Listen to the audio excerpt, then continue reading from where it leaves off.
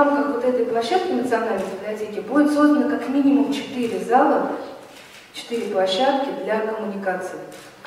И вот, то есть это уже будет модернизировать, это будет актовый зал, и это будет 3 еще дополнительных помещения, в которых можно будет собираться, обсуждать, проводить какие-то мероприятия там, на разное количество посадочных мест.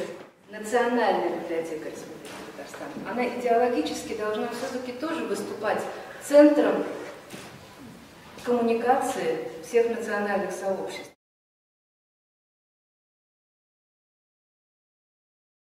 Ну, честно, эту тему просто не знаю, по той простой причине, что по памятникам у нас есть очень много вопросов в части выбора места и последующих регламентов для использования. Там целый совет есть, который вот сейчас, по тема, которая осталась на пути в результате разделения, но экспертный совет у нас еще здесь не в полной степени не создан.